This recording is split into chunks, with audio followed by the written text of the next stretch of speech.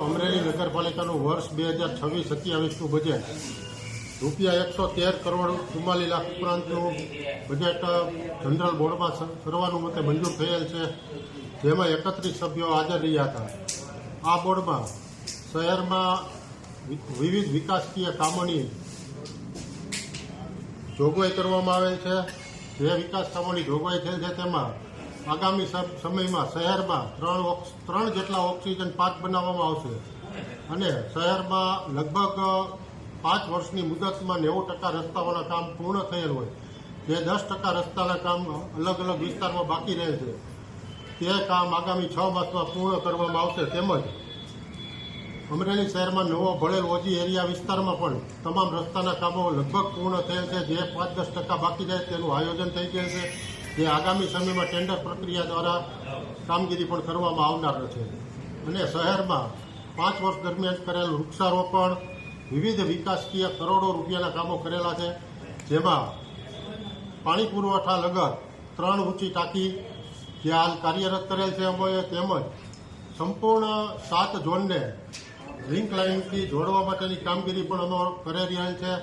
આજની તારીખે અમે શહેરમાં અમુક વિસ્તારમાં રોજ પણ પાણી આપી શકીએ છીએ, તેમજ 50% ઉપરાંતના વિસ્તારમાં એકાત્રા પાણીની વ્યવસ્થા અમે 5 વર્ષ દરમિયાન પૂરી કરેલ છે. અને આગામી દિવસોમાં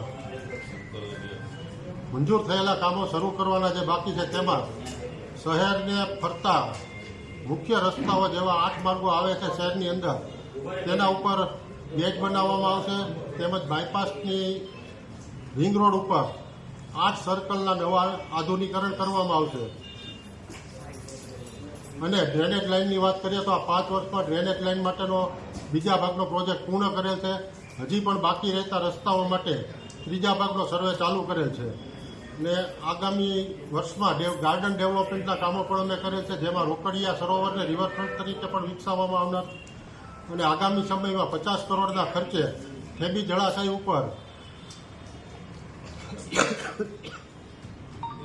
પણ ગાર્ડનિંગ સાથે ડેવલપિંગ કરવાનું આવશે, રિવરફ્રન્ટ ટાઈપનું. અને ઓક્સિજન પાર્ક 3 કીધા. જેમ જ ગત સમયમાં નાગનાથ બસ સ્ટેન્ડમાં પડતી મુસાફરોને મુશ્કેલીઓ માટે છાપરાનું કામ પણ અમે પૂર્ણ કરેલ છે. આગામી સમયમાં શહેરમાં 3 રસ્તાઓને આઇકોનિક રોડ તરીકે વિકસાવવાની કામગીરી પણ શરૂ થનાર છે, જેમાં સિવિલ હોસ્પિટલનો રોડ છે, તેમજ ભીડભંજન મંદિરથી લઈને ચક્કરગઢ રોડ ફાટક સુધીનો રસ્તો અને સેન્ટર પોઈન્ટથી લઈને મણિનગરને જોડતો સ્વામિનારાયણ મંદિરવાળા રસ્તાનો પણ આયોજન કરેલ છે. અને અમરેલી જિલ્લાનું મોડલ ફાયર સ્ટેશન પણ હાલ પૂર્ણતાના આરે છે, જેનું પણ ટૂંક સમયમાં લોકાર્પણ થનાર હોય. અને રાજ્ય સરકાર દ્વારા આ શહેરને જે મુખ્ય માર્ગો જોડે છે કે જે આરએનબી હસ્તક છે, તેને પણ કરોડોના ખર્ચે નવીનીકરણની કામગીરી હાલ ચાલુ છે. જે બાકી રસ્તા છે તેની પણ કામગીરી પૂર્ણ કરવામાં આવશે.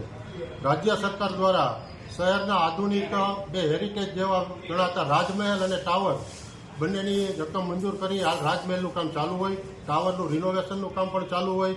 તેમજ આ શહેરને લાગે છે અત્યાર સુધી અમરેલી શહેરને શિક્ષણ ક્ષેત્રે સુવિધા મળે તે માટે રાજ્ય સરકાર દ્વારા સાયન્સ કોલેજની પણ સગવડતા આપને પ્રાપ્ત થયેલ છે, જેનું કામ પણ હાલ ચાલુ હોય.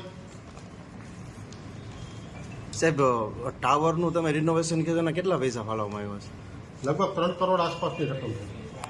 ગાંધીવેલનો જે પ્રશ્ન છે અમરેલીમાં, ઠેબી ડેમ આગામી સમયમાં રિવરફ્રન્ટ પર ઠેબી ડેમ ઉતારવાની કામગીરી ચાલુ થનાર હોય, જે નદી ઊંડી ઉતરતા તમામ વેલ દૂર થવામાં આવશે.